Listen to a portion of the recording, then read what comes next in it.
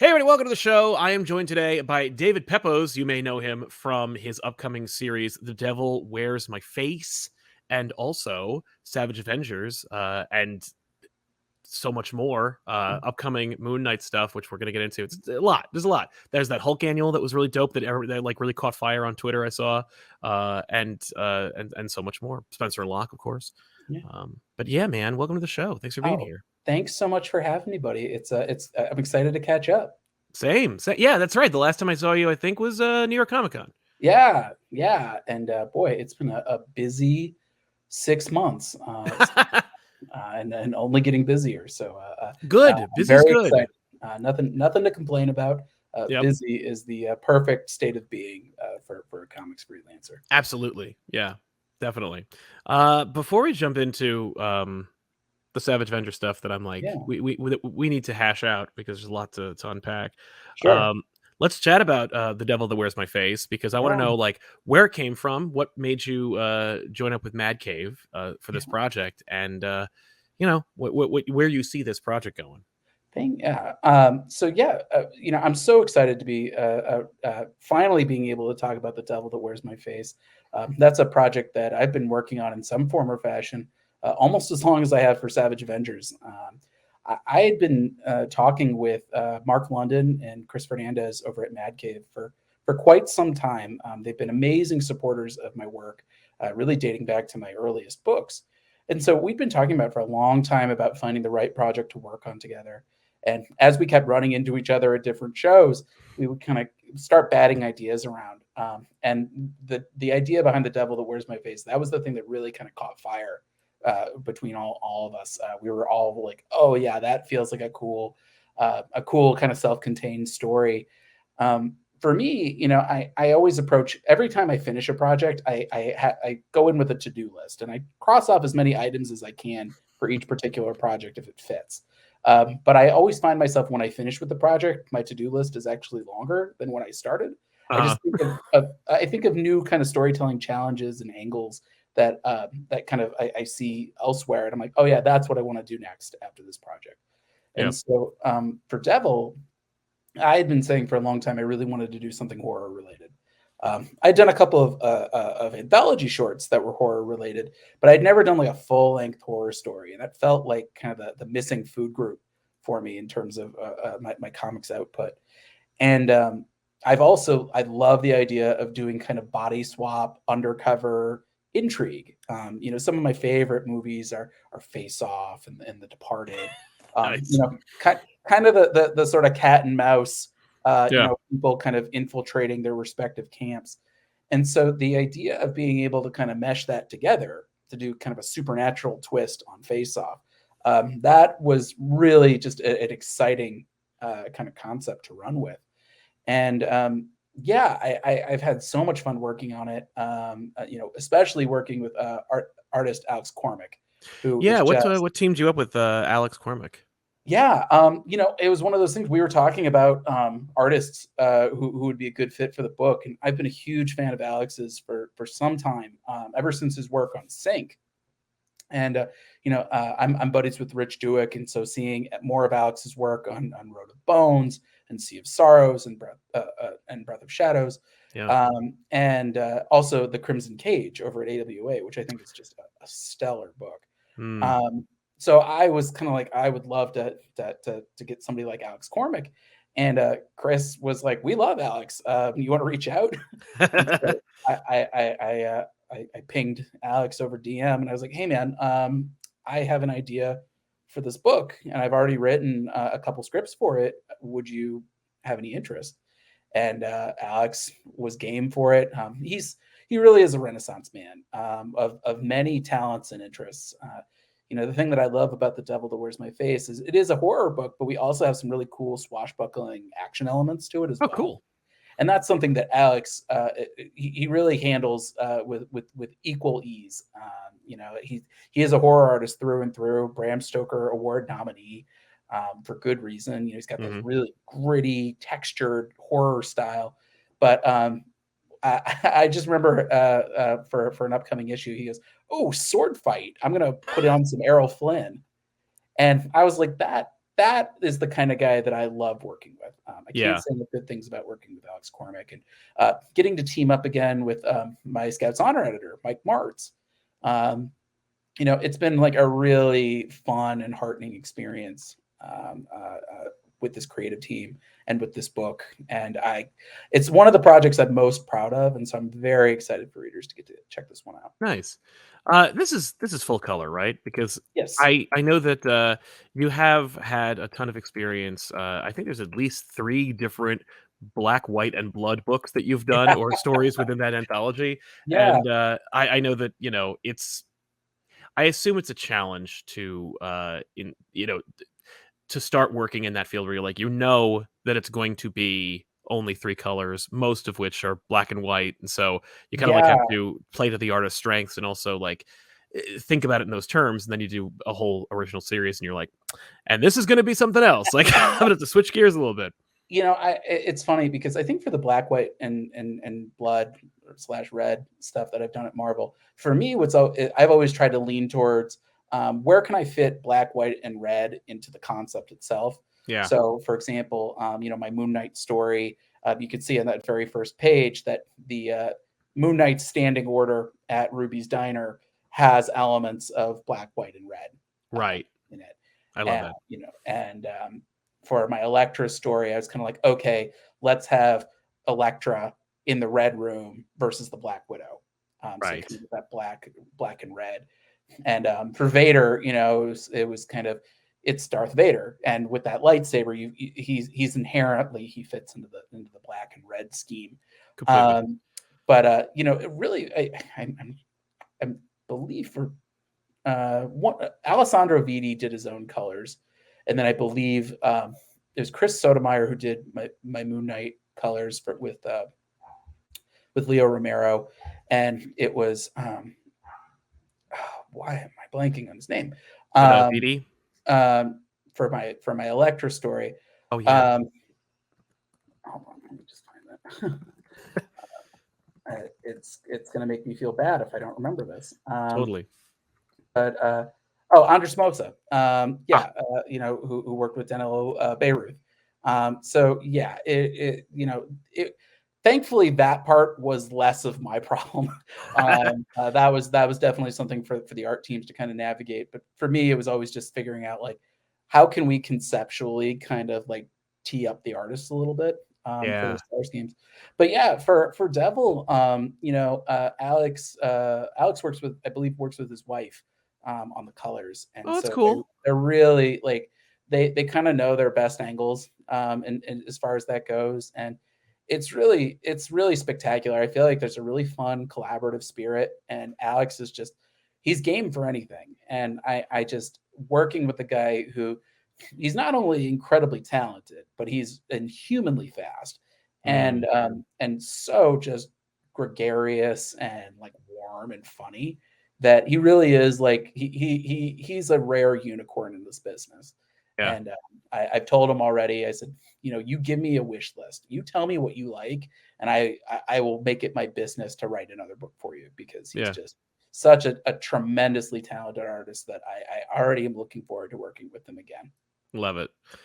With Moon Knight City of the Dead. Yeah.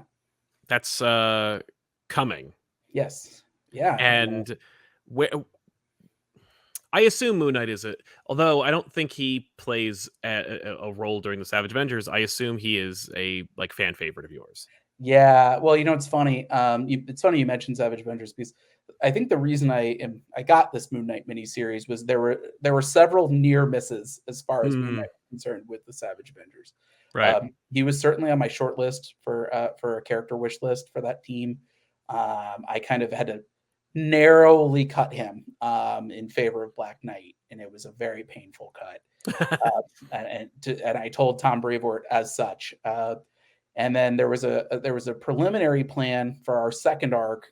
The original plan was to have like a post-apocalyptic team of Avengers, which we wound up sort of teasing at the very last issue of the Savage Avengers of 2099.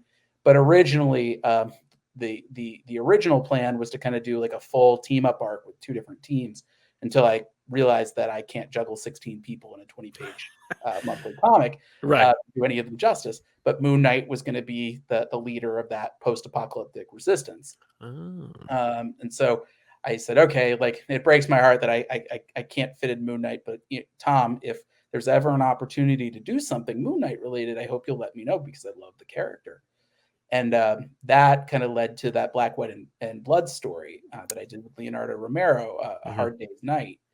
And people seem to really respond positively to that story. I pitched it as sort of it's the Hangover, but with Moon Knight, kind of Mhm. figuring out like I have like a tooth sticking out of my arm. What happened? And each personality explaining, oh, Jake Lockley, that was me. Yeah, I was fighting vermin in the sewers, and he kind of got a claw into me. Nah. Um, and people really responded to that, and I think that's what kind of got me teed up for doing a mini series. And the way that City of the Dead came together was Tom. It was around this time last year that they hit me up about this, and Tom was saying, Moon Knight is in right now. He's having a moment, with the Disney Plus show and with Jed McKay's superlative series. Yeah. Do you have any ideas for a series? And so for me, it was really kind of thinking about, how do we kind of dance between the raindrops continuity wise, so we're not stepping on anything that Jed's doing, but also like how can we have like a really fun self-contained story that like feels something similar to what's going on in the main Moon Knight book, but is still very different. And Right. so City of the Dead came about. I'm a huge fan of the movie Inception. I love Inception. I love The Matrix. And I've always wanted to do something kind of in that vein. And so City of the Dead, the way that I've kind of build it is it's Inception meets Taken. Okay. It's about a young runaway has been left for dead outside the Moon Knight or outside the Midnight Mission, Cool. and but Mark Spector, he's sworn to defend the travelers of the night, and Mhm. he says as long as there's still a spark of life left in this kid, he's still under my protection. And Mm. so he detaches his soul and journeys to the city of the dead to try to rescue this kid's soul. Ooh. I Uh, kinda dig that a lot. so This also is doing double duty because not only is it your kind of like realization of your love of the character, but also we're seeing the debut of the Scarlet Scarab, yeah, and uh, I don't remember who coins that name. Is that being debuted in this book specifically, or did anyone say it at any point between the show and now? boy, I'd have to rewatch it. I don't I don't I don't think believe anyone names her I in the don't think show. So. anyone actually used the name Scarlet Scarab in the show. I think it was, but I think that's sort of what the promotional materials called her. Mm, But yeah, I'm so excited to get to write Layla. She's such a fun character. I think she was really a highlight of the Disney Plus series, and that was sort of the initial hook that when I first pitched to Tom, I said, it would be really cool to kind of have also Moon Knight team up with another Avatar. And what if we mm, brought in the Scarlet Scarab from the Disney Plus show? And it was a cool little bit of serendipity. I don't think I'm spoiling too much because it was mentioned in the solicits.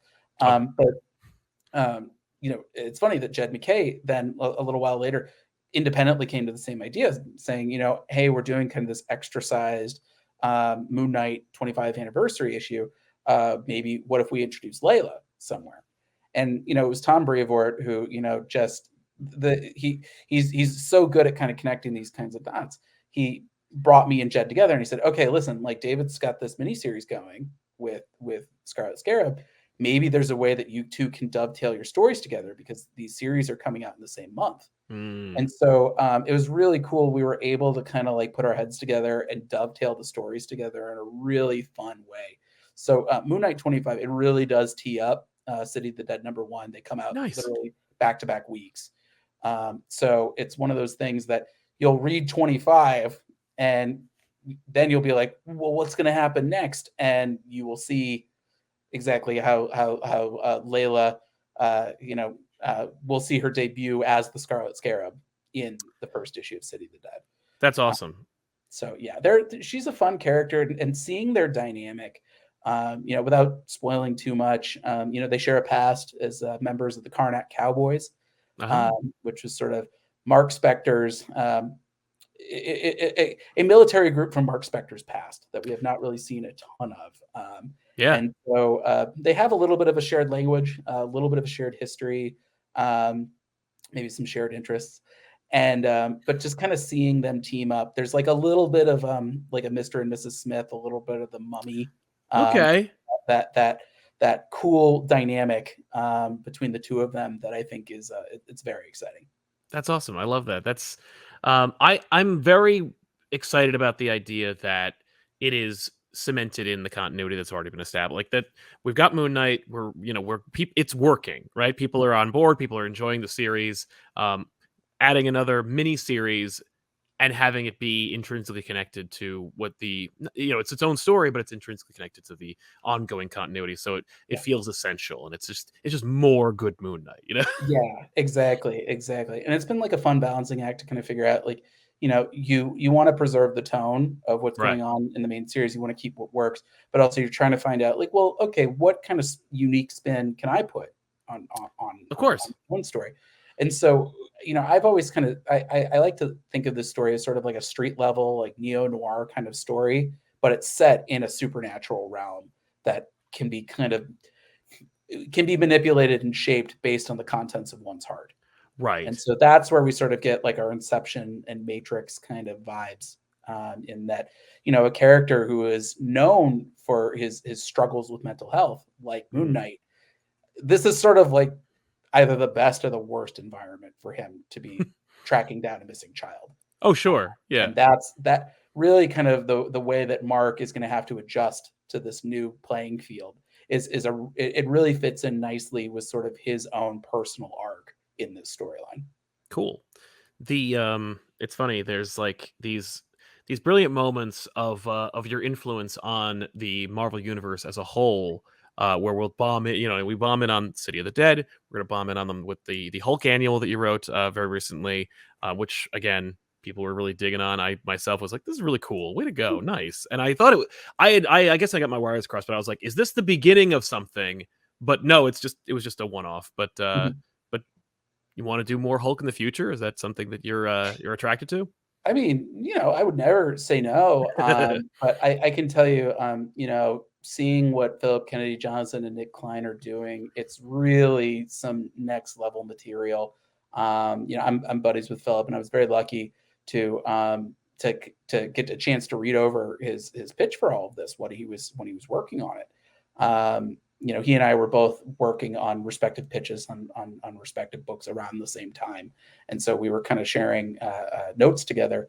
And Philip, he's such a thoughtful and talented writer, and to pair him up with somebody just as like artistically stacked as Nick Klein, Yeah. it really is stellar stuff. I would call this, Marvel's Hellboy, is kind of the way that I see Philip's run, Dig it. and it's just it's beautiful stuff. So I historically have found myself in the position of like having to try to fill some pretty big shoes from whatever predecessor has been on the book before me, and uh, I would be very happy to let Philip just keep doing his thing, and I wouldn't even dream. I wouldn't even know where to start. I think the thing about that Hulk annual that I wrote, it really did kind of stem from my natural intimidation and fear of the character. Uh, Ah. you know, when I was a kid, my parents got me 4 Marvel books. They got me an issue of Amazing Spider-Man, Captain America, an issue of Silver Surfer that Silver Surfer was not in. It was Adam Warlock fighting Drax the Destroyer Oh, in the Silver. sure, yeah, I know It those issues. ruled. I didn't really understand it, but it ruled. And Yep. then an issue of Hulk where Hulk is poisoned. He's having like heart attacks, and he fights the Abomination and pours toxic waste on the Abomination's face. And I was like 6. Sure. So like I that was like the scary comic, the one that like I kind of stayed away from more than the others. Yeah. And I think the thing about the Hulk as a character is he's so, and I don't say this pejoratively, but he's a big, broad character. He represents an emotion that really is kind of a force of nature. Mhm. Anger and rage are they blind you. It's like trying to look into the sun. It's hard to examine that because it's a werewolf blackout. Bruce Banner gets mad and then suddenly he wakes up in a ditch and there's a bunch of destruction all around him. Yeah. And that was something that I kind of tried to interrogate with that annual where we did a found footage approach. I Will Moss and I had been talking about possible projects, and he had said, we need somebody to do a Hulk annual. Would you be available? And I said, well, what if there are people out there that are like storm chasers? What if we had a group of like Hulk chasers? They're trying to do the Blair Witch Project, but for the Hulk, or they're trying to do like Cloverfield. And Yeah, I was really proud of how that book came together. I feel like Kyle Mahato, the artist in the book, we gave him a really technically challenging assignment with that book, and I think he really acquitted himself well. Because we were trying all sorts of crazy technical things, because every single panel was shot from the viewpoint of the camera. exactly. And it was, how do we balance that sort of first person perspective for the whole thing, but still kind of pace everything out like a comics page. Yeah. And I think we were able to kind of straddle that line in a really interesting way. And as somebody who I've wanted to do a found footage comic for ages and just couldn't really find the right angle for it, Yeah. having like a slightly expanded runway for a single issue, it felt like the perfect time to try it. Yeah. And I give Will Moss a lot of credit for letting me try that out, and a lot of thanks to Kaio for executing that.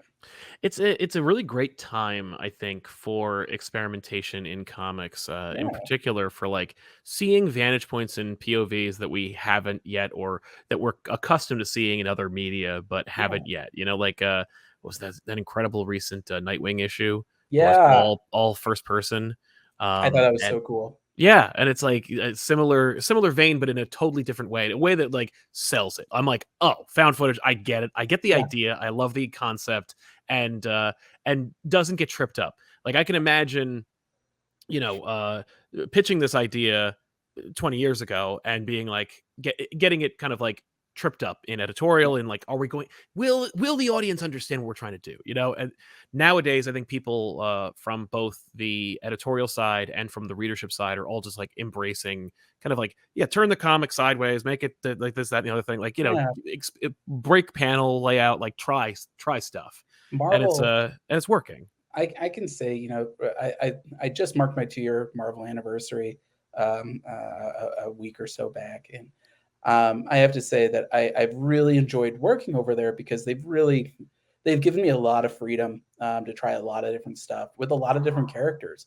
I've been really fortunate in that in 2 years I've been able to play with almost all of the big toys in some form or fashion. Yeah.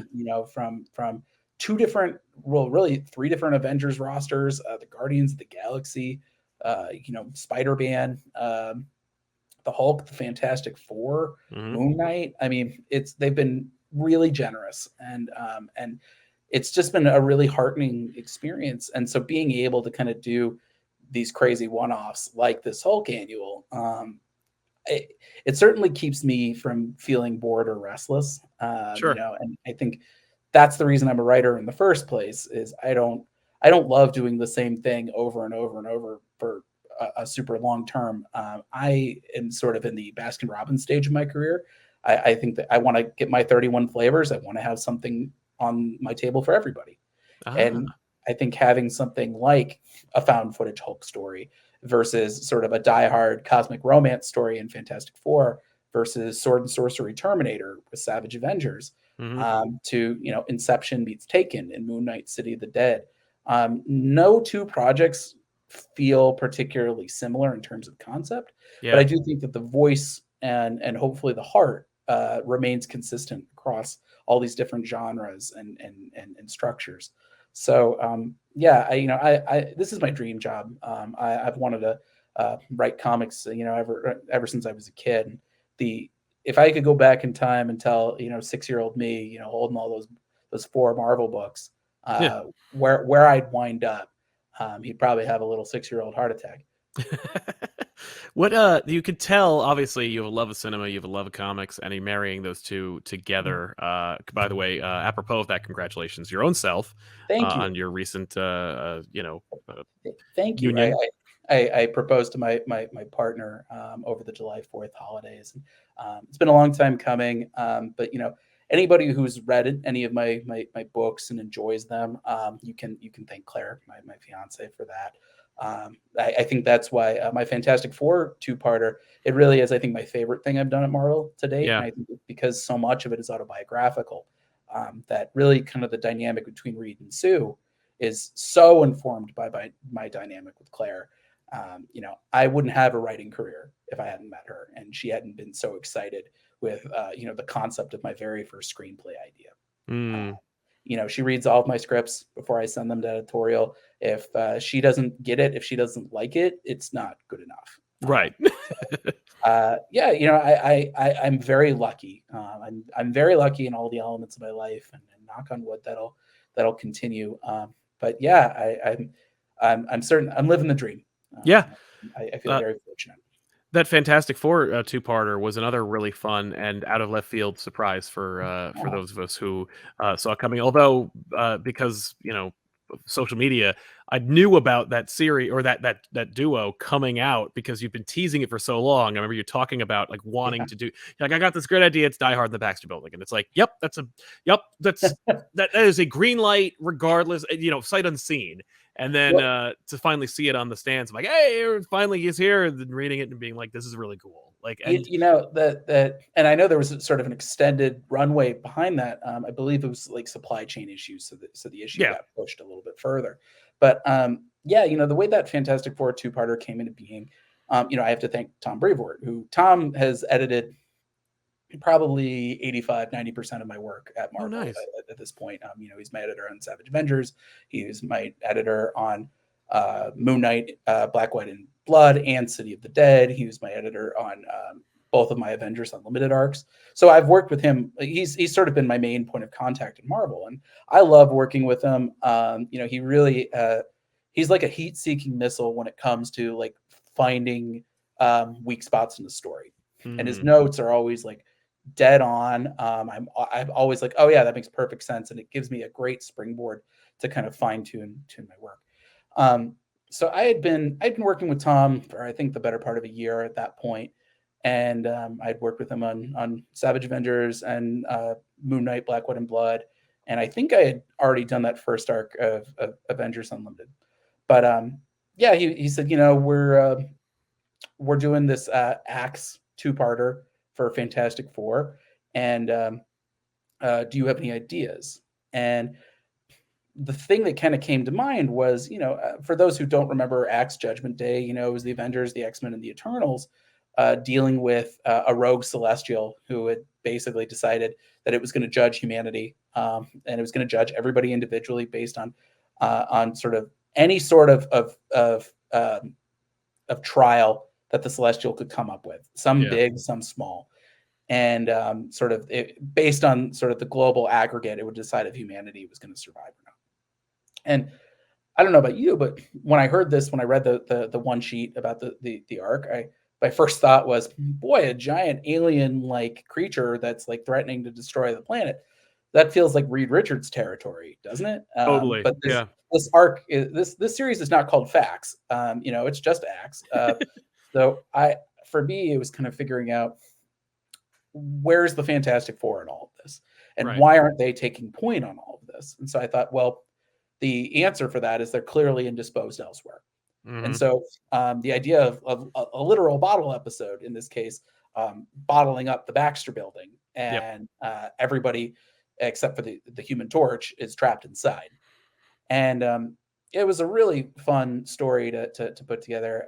It was one of those things that I feel like Tom and I were really in sync, that both he and I independently were like, we should really do something focusing on Sue Storm.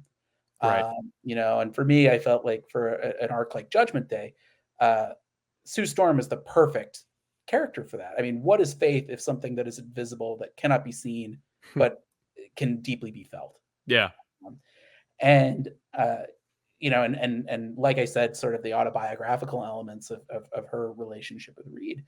I think the way that story really kind of came together, it took us a while to lock in on a villain. I kept pitching all these villains that either were in use elsewhere, Mhm. Like I pitched MODOK, and MODOK was being used over in X-Men. He's gotten a lot of play lately, and I I think love MODOK. we have to blame some of it on the Hulu series, but also I think just people's utter adoration. Oh, and Ant-Man 3, but also Yeah. I think just people's fascination with that character. People He's just a being like, weird character, but it's just one of those brilliant designs, and you really he does kind of fit everywhere. He right? feels like a quintessential Marvel villain. Yeah. I pitched like the intelligentsia, but I realized like, oh, like leader is not like on the board anymore, and also Mm, that's too many villains for a two-parter. yeah. And it was Tom who said, "What about Weebly at Midas?" And as soon as he said the name, the whole story clicked for me. I was like, Mhm. "Oh, they are opposite sides of the same coin." Right. That Sue is somebody who is empowered and raised up by her family, whereas Weebliette is somebody she's been scarred and brought down and tarnished because of her father's legacy. Yeah. And so, the whole arc behind that is kind of uh, another slightly autobiographical element in my life. We found out all kind of my family found out late in life that my biological grandfather was not in fact my biological grandfather, Oh shit. um, and that was something that like my father found out very late in life, Yeah. and thankfully, he's a scientist, so he was just very, intrigued by the whole thing. But I know that's something that could have really rocked my family to the core. Absolutely. And so being able to kind of explore that through the character of Weebliette and this study of generational trauma and her kind of trying to live up to her father's name and then realizing that like she that her upbringing was kind of built in a lie. Exactly. And so I think there was a lot to that story that really spoke to my life, and I think a lot of it's also Juan Cabal on the art on that book. Mm, He is I've worked with so many incredible talents at Marvel. I think Juan might take the cake. He really is a storyteller through and through. He adds so much to the work. There was a beat, for example, where Sue she jumps on a bunch of invisible platforms to jump on a Herbie's back, yes. and I had written in the script just like she leaps off the elevator and turns invisible, Mm, and it was Juan that added that bit with her bouncing around the platforms. And not only that, but even just like the subtle details, like Sue doesn't have her shoes on anymore because it was sort of like a nod to John McClane. yeah. Um, and I thought it was so clever and so smart. And he really elevated that two parter in so many ways. I told CB Cebulski this when I saw him last, but I was like, I love working with Juan. If there's ever another opportunity to do it, please let me know. Because he really is the real deal. Just a lovely storyteller, and yeah, he made that Fantastic Four two-parter just something I'm very very proud of. Yeah. How has that been collected, and if not, how are they going to collect that? Yeah, that two-parter was collected. It was collected in the Judgment Day Oh, companion the companion, trade paperback, yes. but Okay. I believe, unless I misread the solicits, I believe there's going to be a full omnibus, like a full hardcover omnibus that has everything Judgment Day related, including That's the part awesome. two-parter. So keep your eyes out on that. I thought I saw it in the solicits like a month or so back. So stay tuned. That's going to be a big book that you can use either as a reading utensil or as a defensive implement. Absolutely. No, I definitely plan on picking it up because I really that was over here at this channel. We loved Axe. It was a really fun event and it had a really great idea and fantastic creative teams behind it. And Yeah. and lately it's funny. Like I'm very much I'm not a huge fan of the tie-ins, but Mhm. lately people have I guess like publishers have been keyed into that. Like Yeah. not necessarily they're not responding to me directly, but they are like going, yeah, well, let's do something special with them. Like if we're gonna do a tie-in, Yeah. let's go someplace with it. Like let's make it essential, even if it's only essential to itself. It's Yeah. saying something.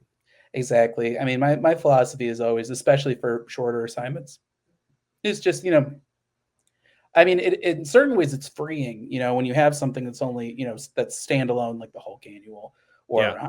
or I did a one shot story for Spider-Verse Unlimited. You realize, okay, it's going to be more of a character piece. Yeah. Or things like Fantastic Four, where you get a two-parter, so you get a little bit more room to add in some high concept work, Totally. but it's still rooted in the character. That's really what you have the runway for. Yeah. And I love those kinds of stories. I mean, don't get me wrong, I love big, bombastic, change the world kind of stories. I mean, Savage Avengers, I cut my teeth at Marvel there, and it's still the best first book I could have possibly asked for over there. But yeah, I think, something that I think a lot of people tend to forget, is that like you can never be reminded that you love a character enough. Right. And I think that's kind of what I look for in my characterization. Is I'm always looking for what's the cathartic moment here that'll make you like love the character, Right. that'll remind you why you love these characters and will make you feel with these characters. That's really the North Star of what I try to write towards for Yeah. everything.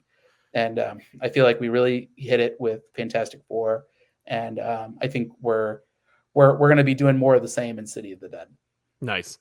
All right, let's talk a little bit about Savage Avengers, because this Yeah. series, it didn't go where I expected. Let's put it that way. From the beginning, where we set up who this team is, and actually remarkably kind of stick with it in a really like, unexpected way, where it's like, here's this motley crew, here's this idea, here's this premise, and then twists and turns throughout. And A, how much fun did you have with this series, and B, um, you got a chance to work with, and when I say you got a chance, you got consistent chances to work with Tom Brevoort, who of course has been there for Yeah. so long. No, remembers the, when you're pitching like Jake Gallows, he's like, oh boy, Jake, yeah, I remember that. I remember when he came on the scene, and we thought that was going to be a really big deal. And heretofore has not been collected anywhere. By the way, no Punisher 2099 trades. I'm not asking you for inside baseball, like, is Savage Avengers somehow going to make that happen? I know that would make Josh I Williamson very wish. happy. He's a big fan of Punisher 2099. But but how did that come Yeah, about? And what was the take us a little bit through the character selection sure. process a little bit too. Yeah. Well, so the way I got Savage Avengers, I'd been in contact with Tom Brevoort for some time, ever since my first book, Spencer and Locke, came out. And same with CB Cebulski. And I think it was when Scout's Honor came out. That Mhm. was the book that I've been told was kind of the what got me to hit critical mass. Ah, Both Tom and CB, I think, really liked the book, and they decided they felt I was ready for prime time. nice. And so I remember it was just before July 4th holidays in 2021 that I get an email from Tom with the subject line, possible Marvel project. And I swear I felt my soul like leave my body. Yeah. Like but the thing is, he did not tell me what the project was. I had to fill out. Marvel has basically a legal disclaimer that you have to sign, saying that, like, listen, if you pitch us something that we already have in the works, it's just a coincidence, like, and you cannot sue us over it. Exactly. So I signed it, and I'm thinking, as I'm signing this, I'm like, oh, I'm so excited, like I wonder, if it's going to be like an anthology story, or, maybe a one shot, or like, oh, can I get my hopes up? Like, could it possibly be a miniseries? Yeah. And then Tom goes, oh, we're looking to relaunch Savage Avengers, and we wanted to see if you had any ideas. And then I felt my soul leave my body a second time. And my initial thought was, why me? Why this book? And then Right. I realized, like, Savage Avengers is the mashup book, and I love doing mashups. That's sort of my bread and butter. Yeah. So, yeah, the way that the team selection kind of went, when they offered me this, they had said, it's up to you if you want to use Conan the Barbarian or not. And my Hmm. thought was, well, I don't know what other opportunity I'm going to get to write Conan. Like, of And course, as it turns out, yeah, a very as it limited one. turns out. So I was like, yeah, I definitely want to run with that. And I also felt, just being able to work both within the Marvel universe, but also with an outside licensor, I felt like that was going to be good experience Totally. for me as a creator. But the problem is, I'm very well steeped in Marvel lore, but I didn't like, I mean, I watched the Arnold Schwarzenegger movies of Conan, which I love, Yeah. but like, I was not nearly as encyclopedic with that knowledge. I read like Kurt Busiek's, Conan stories. But it wasn't something that I knew like the back of my hand. Yeah. And I thought to myself, I at first thought I don't have any Conan stories. What am I going to do? And then I realized I did have one Conan story in my back pocket. Hmm. A few years prior, I was watching Terminator 2, one of my favorite movies. And I Easily. thought to Yeah. myself, why did Skynet pick that face for the T-800? Right. Why did they pick this face that looks exactly like Conan the Barbarian? And I thought, what if Skynet used the face of the scariest human it had ever fought? And Hmm. that kind of sparked an idea that what if Conan the Barbarian was actually like a long lost descendant of John or ancestor of John Connor? And Okay. so a Terminator gets thrown into the distant past, and suddenly it's Sword and Sorcery Terminator. Yeah. It's Conan versus the Terminator. Right. And so I wrote up this outline, and I was so excited, and I was gearing up to try to hit up some editors at Dark Horse. And then the next week, Marvel announced that they had the rights to Conan. And I thought to myself, well, that's a bummer. I guess I'm never going to get to tell that story. So Tom emails me about this, and I immediately like, wait a minute, I do have a Conan story in my back pocket. And so I said, what if we did Conan versus the Terminator, but instead of a Terminator, we did a Deathlock? Yeah. I love Deathlock. It's one of those Marvel concepts that I just adore. Yep. And but I did not realize that Tom was one of the original editors on Deathlock. Mm. So I think he's got a soft spot for the character.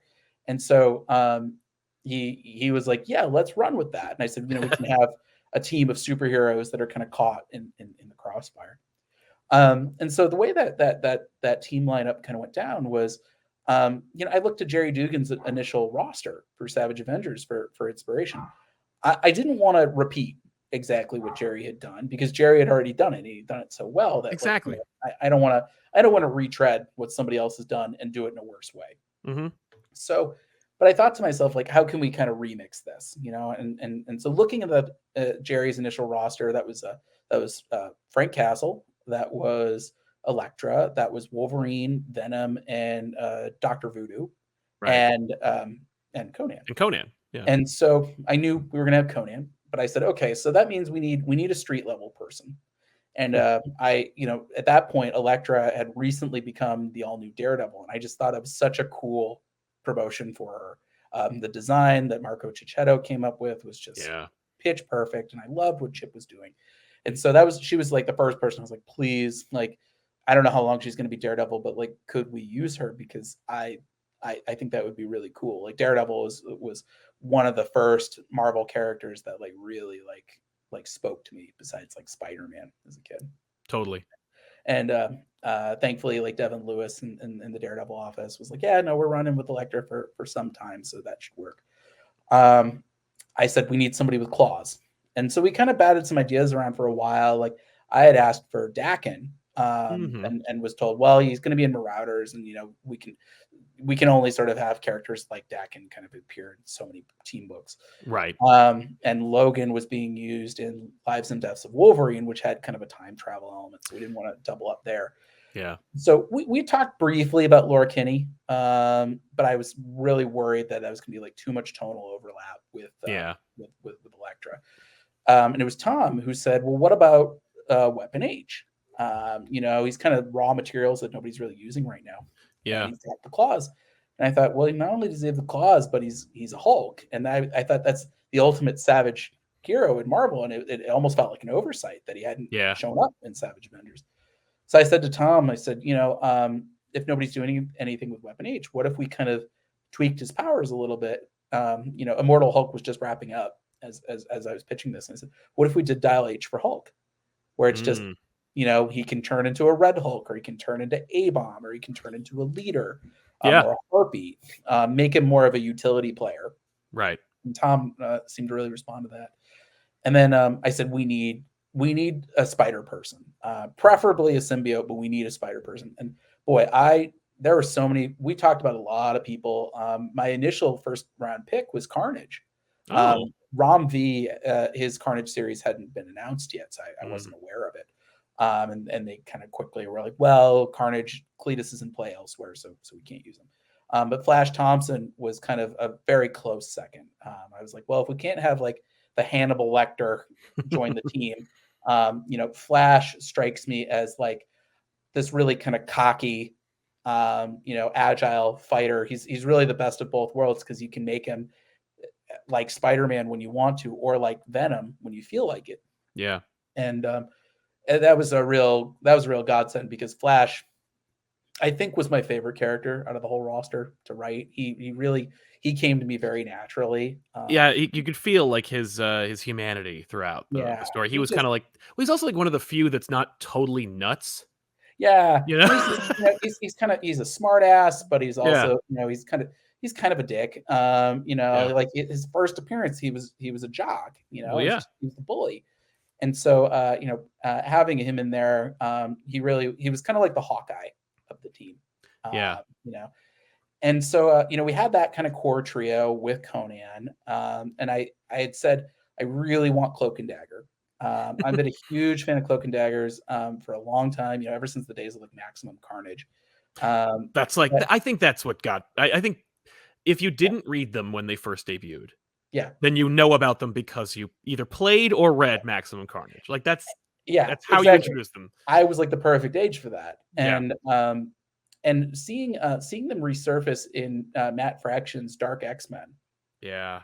that really like put a light bulb over my head, that I was like, oh, these are like really underutilized characters that have such cool powers that nobody else has. And you Yes. saw little flickers of it in like Civil War, where like Cloak was like a really decisive factor in Big time. Cap's existence. But it's funny, when I was teaching myself how to write, I did it with fan scripts. I wrote fan scripts for Shazam, Doctor Strange, Spider-Man, and Avengers. And it's funny because my fan scripts for Avengers had Daredevil, Cloak and Dagger join the team, Mm. and this was like circa Shadowland. So it Oh, was kind cool. of it was Matt Murdock having like a horde of hand ninjas just like everywhere at all times. Sure. But yeah, Cloak and Dagger were on my wish list for a very long time, and I remember begging Tom, saying, "Please, like I will go like whatever characters I have to compromise on. Please let me have Cloak and Dagger. I promise I'll do something cool with them." And Tom was like, "It's cool. Nobody's like beating down the door these No days. one's asking for them right now, so you're fine. It's fine. They're yours. Like whatever you want." Yeah, Uh, you don't have to give much. It's fine. um, and then yeah, Black Knight. Well, That was the as character. we discussed, that was like a compromise, right? That was like you wanted I had talked about it was it was a tough call because at one point we had talked about Moon Knight, right. and I was kind of like, well, I utility wise, Black Knight can do more, Right. as like the tech guy and the guy who knows all of the Avengers lore, so we can kind of get somebody who knows continuity in the book. Right. And Eternals had just come out when I was pitching this, and Ah. so or was in the process. It was like right about to come out, and Mhm. so his Q rating had never been higher. Yep. So yeah, we got Black Knight, and I was just thinking at the time, I was like, having somebody with a lightsaber next to Conan feels Yeah. like a cool counterpoint. And I grew like I said, I've grown up in the '90s, so it's like for me, Black Knight is leather jacket and lightsaber, Yep. and I got one of those. I, it's one of those things. I mean, this is kind of the behind the scenes of it all. Is like when you are pitching, you really only kind of you only know so much. Yeah. I think it makes sense, at least at my level, that like it's really need to know. Like Mhm. if you ask, hey, can I do such and such? Your editors are the traffic cops who know where all the bodies are buried. And they can say, Yes. oh, well, actually, this character is being used elsewhere. I think it really makes a lot of sense in a counterintuitive way, because that way you're not tempted to step on people's toes. You just Exactly. like sometimes the less you know is the better, because then like you're not bumping up against each other. There's no room for people doing that either intentionally or not. It's Totally. sort of the editors can kind of handle the gridlock. Well, and we've talked before on this show, at least, about how you worked directly with Tom Brevoort as an Yeah, editor. Uh, when I've chatted with other people, particularly, and I can blame it on him, Jim Zub worked with Al Ewing and Mark Waid on No Surrender. Yeah. And there's a story which he mentioned on the show, so we're not telling tales out of school here. But they were Yeah. like, they were talking about all the villain teams that were going to be in the book, and they were like, we don't really have any room for the Black Order. We can cut them out. Yeah. And it was right before Infinity War was about to come out, and and Tom went, leave the Black Order in the leave book. the black. Yeah, leave the Black Order, and Like yeah, that's the kind of like behind the kind of like, well, I'm not going to tell you that they're in the movie, but I am yeah. going to tell you that it would be a good optics if we left the Black Order in the book. Yes, exactly, exactly. It's very helpful steering, and so it was one of those things. I think when I pitched it was Cy Spurrier's miniseries with Black Knight. I think it was only like issue 2 or 3 had come Mm, out. So I didn't even I knew there was going to be a second Black Knight, but I didn't know it was Jax. I didn't know Jax was his daughter. right. I didn't know there was going to be a redesign of the character. Sure. I give Carlos Magno a lot of credit because like that's a tricky design, and he made it look spectacular. Yeah. Just a really, really amazing job. I tried to get those bomber jackets in there. There's a scene in issue 7 where I was like, let's put them all in bomber jackets. And Yeah. Carlos rightly was like, they need to have hoods, otherwise people are going to see who they are. And I was like, all right, I tried. But I did get the lightsaber. And honestly, Tom was really in the right on that character because Dane wound up kind of being like my self-insert character in a lot of Hmm. ways. He's really and he wound up really being my Swiss Army knife in a Oh, lot of sure. ways. That anytime I ran into a story problem, that required somebody to get from point A to point B to point C. Yeah. Usually, it was Dane who kind of had the continuity know-how, or had the tech know-how, or had the tactical awareness that we could kind of get everybody where they needed to be. And I think we kind of, the cherry on top was our Deathlock, and Yeah. spoilers, but the book's been out for like a year, so like I think it's okay, read but it. it is a hell of a reveal. Like that is a Um, reveal where it's like, oh crap! Like this is it went from yeah, being like, oh cool, like another opportunity to use Conan to set him against these interesting characters. Give Weapon H some optics because, like, honestly, yeah, the underutilized character and the Swiss Army knife design or plan with him is such a great yeah. execution, and I think that actually raised a lot of people's awareness and interest in Weapon H after that. They're like, That's great. oh, he can become other Hulks. Yeah, Dope. Like, yeah. but also what you're about This to jump Deathlock, into is the Deathlock reveal. I had pitched to Tom. I'd said the cool thing about Deathlock, especially with the Deathlock army that Rick Remender had introduced, and that Jason Aaron was going to be working with, Yeah. was it can be anybody. They Mm. use the corpses of dead heroes from the future. And so, interestingly, the first person I had pitched was James Rhodes as War Mm. Machine. I had been thinking about sort of a post Civil War II timeline Yeah. where, for those who've read Brian Bendis's run on Iron Man, Tony brings Rhodey back in the last issue. And I thought, what about the parts that didn't come back? What if they like got kind of spliced in with either, old Stark tech, Extremis tech, or with Deathlock tech? And so this Deathlock would have some like real identity issues, and it would be kind of like an all new War Machine in a way. Yeah. And Tom said, well, that's not bad, but it's not really additive. Right. Why don't you take another crack and like see if there's anybody with powers Mm. that could be additive? And for me, it was really important to have a character of color as Deathlock. I grew up with the Dwayne The McDuffie Dennis Cowan. series, Yeah. and so I felt like that was really like that had to happen. Yeah. I couldn't do like Captain America or something like that, like Yeah. Steve Rogers. So I thought a lot about it, and then I had an idea that just it felt so crazy that I immediately emailed Tom and I said, "Listen, like you can tell me if this is too volatile, but like I promise I would treat the character with love and respect. But what about Miles Morales? The Ultimate Spider-Man, he has such a cool suite of powers that you could add into all the Deathlock tech. Yeah. He's got the spider strength, he's got the wall crawling and agility, he's got the spider sense, he's got the venom blast, which are a cool visual signature. Big He's time. got the invisibility, so you can kind of go predator mode. And even from our very first page of the series, Yeah. we have him, invisible in that stealth mode. And I have a lot of affection. I've had a lot of affection for Miles. If you look at his Wikipedia page, you actually will see a quote from me from a review I wrote of his very first issue. And so part of me kind of feels like Miles and I have been together in some small way since the beginning. Yeah. And seeing Into the Spider-Verse, which I think is just such Oh, a perfect piece of art and a love letter to anyone who's ever loved Spider-Man, myself included. yeah. Being able to be a small part of that was really the honor of a lifetime. And Miles, I think, perhaps not surprising in retrospect, but he really became the heart of the book, Yeah. and the soul of that team. I think by issue 4, which was one of my favorite issues, I had pitched it as Barry Allen's death in Crisis on Infinite Earths. What if we did that for Miles?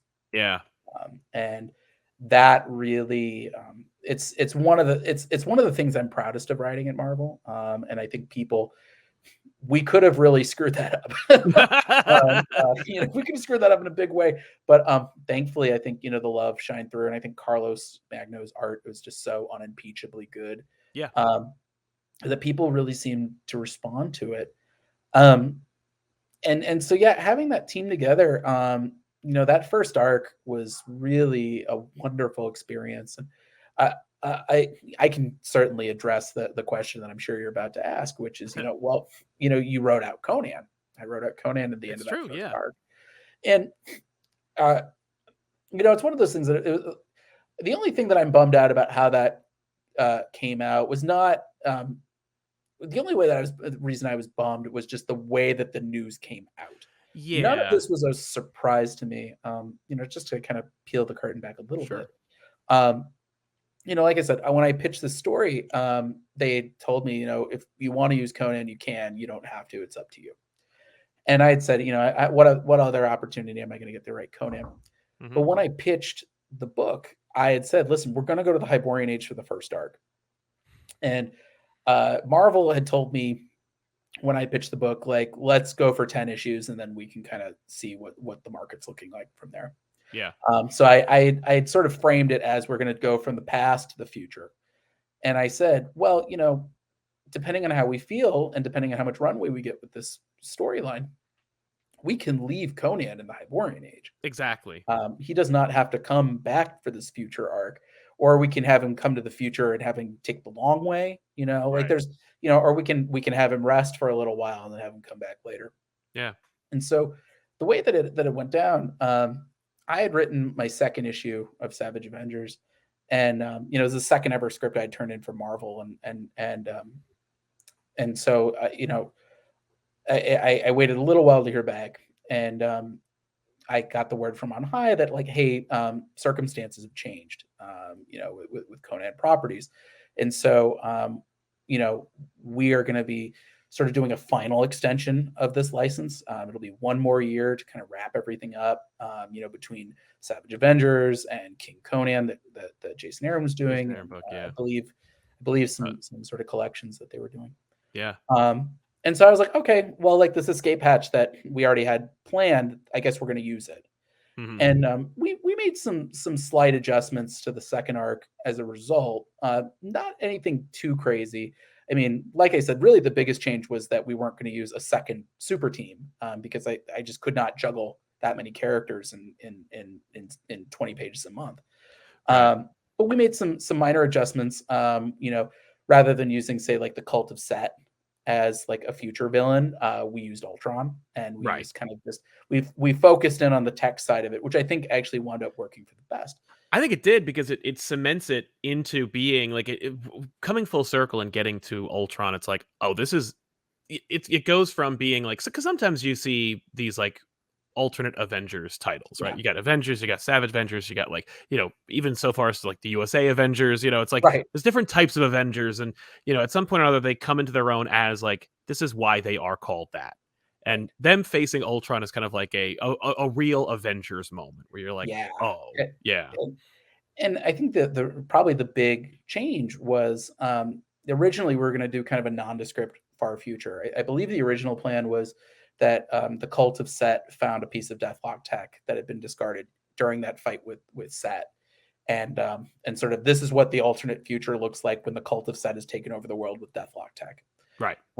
But since we weren't going to use the Cult of Set anymore, we kind of I realized like, oh yeah, we cut off Deathlock's arm in the first issue. Yeah. Yeah, Alchemax finds it, and it just they build Skynet, Right. and Ultron takes it over and takes over the planet. And so the cool thing that we were able to do is I said, well, without Conan, the one thing is that we need a new lead. We need another character that's going to kind of galvanize this team. And I had talked about I had asked if we could use Punisher from the jump. And that's when I sort of got a little bit of an inkling that Frank's going to be off on his own book with Jason Aaron. He's going to be on his own path. I didn't even really know anything about the Hand at that point. But I said, listen, Punisher, I think, is a really important part of Savage Avengers. I mean, I think there was an early issue that Jerry wrote that, it was just Punisher and Conan, and they really bonded. So I said, since we can't use Frank, what if we use Punisher 2099? Like, that's already a future that we haven't used. And I grew up in the 90s, so I love 2099. Totally. Just being like, okay, like he's got these cool sci-fi weapons, and he's fighting this dystopian future against like an army of zombie robots. Right. And we find out, like, I had been really kind of trying to focus on, well, what does that skull mean? Yeah. And I think what that skull means is it means a profoundly broken man. Yeah. And if anything, a profoundly broken man who is destined for self-destruction. Yeah. That is what the Punisher skull, I think, means. There's no winning that war. There's no happy ending. It's literally a dead man walking. And so I think we were able to really like lock in on Jake Gallows' arc, and I was so excited. Like, people really did not see that coming. No. I was like, I kept seeding it in there. Like I said when we kind of reworked that second arc outline, I was like, and so like, Jake, it keeps talking about that he wants revenge on the man who killed his family. He's got exact punishment on the man who killed his family, and then we will find out his family got turned into Deathlocks, and so it was him. Yeah. And so being able to play with him, being able to add in Doom 2099, which was kind of unexpected. He kind of came in as like a little bit of a MacGuffin, and then I love writing Doom. That guy is like such an a-hole. Yep. And just catty and petty. Mm-hmm. And he wound up being like one of my favorites to write. Like he was right up there with like Flash and Miles. Because every time I would just like think of like what's like the nastiest like little like snippy thing that Doom would say to somebody in any particular moment. Yep. And they wound up kind of being like a really fun cast. It was certainly challenging. I certainly pushed the limits of those 20 pages, and I certainly Carlos deserves a Purple Heart for how much stuff I gave him, as does our letterer, Travis Lanham. But we really, we were juggling. I think by the end it was like a 9-man team plus Ultron. Yep. In 20 pages, and I think we did a pretty good job with all of them. Yeah. I love my experience writing Savage Avengers. I can't say, I mean, it was such a fun book, and as somebody who loves the Avengers, has wanted to write Avengers for so long, and has been so honored to be able to do so with Savage Avengers, and as well as 2 arcs in Avengers Unlimited. It's just the thrill of a lifetime. I was kind of like, oh man, it's gonna feel like all downhill from here, isn't it? No, I don't think. I think it's just a good sign that, like, you play to your strengths. You take the characters that either really speak to you or end up having some significant contribution to the story overall, and make it sing. And I think it's really working out well. I'm excited my own self for The Devil Wears My Face, and for whatever's next. Any inkling of the future? Besides the Moon Knight series, which I'm very excited for, and I think people are really going to dig it. Besides Moon Knight and Devil That Wears My Face, boy, well, I do have one other thing that's coming. I don't know when the announcement is scheduled. But yeah, it's definitely it's an exciting new project. It's one that is perhaps the most challenging assignment I've ever had, Hmm. but it's one that has been coming together in a really fun and exciting way. And I actually just got my first round of pencils for it this morning, and the artist on board is really doing some spectacular work. He's an up and comer who I don't think enough people have heard of yet. But I think this he's really like planting his flag with this book. Cool. So it's really exciting. I gotta keep my lips sealed as far as too many details are concerned. But Sure. yeah, so suffice to say that we're going to be leaning very much into the action and drama onto this Cool. series. And I think when you see it, uh, the trajectory will make sense. Gotcha. How I've wound up doing this. Hmm. And yeah, I think beyond that, I'm very excited. We're gearing up for another Kickstarter for the OZ. We're going to do our third and final one. Great. Um, Congratulations. so yeah, for people who've been following, it's Mad Max meets the Wizard of Oz. Yeah. And, for those who haven't read it, our version of Dorothy, she's the granddaughter of the original Dorothy Gale. She's an Iraq war veteran who's, come home, disillusioned and grappling with PTSD. And a tornado winds up striking her Kansas farm, and she finds herself in the war-torn land of Oz. And finds out that grandma killing two wicked witches in like a week and then splitting. That's not a happy ending. That's a repeat of Baghdad. Right. And so, through our series, Dorothy is kind of um, taken command of the resistance, sort of embracing her role as a Yellow Brick Road warrior. And we left our second issue on kind of a cliffhanger that she's found herself in the clutches of the Scarecrow, who is sort of grown up to become kind of a murderous despot in lieu of any other authority figures in Oz. And so we're very excited for this final issue. Ruben Rojas is working tirelessly on the artwork, and as soon as we've sort of built like a good critical mass for it, we're going to be launching that Kickstarter. But yeah, it's Ruben is drawing the work of his career. Whitney Kogar on colors is fantastic, as is DC Hopkins on lettering. Yeah. Um, the team won a Ringo Award last year for our first issue, and I I think was it was there for that. I was I not that I was at the ceremony, but I was at Baltimore Comic Con, and I was able to go up to the table and be like, "Hey man, Ringo I Award was winning writer." I was pretty blown away. Talk about a career highlight. So I'm very excited for people to see that. And yeah, and then we're still working on my sci-fi book Grand Theft Astro. I actually just got an encouraging email from the artist on that book. So uh, we will probably be launching something with that next year. So I'm very Nice. excited with that. And yeah, beyond that, yeah, that's I sort of mean, my that ain't that plate. enough? But with Moon Knight and Devil That Wears My Face, I finished the scripting on both of those recently, so my bandwidth is sort of opening up widely, and Great.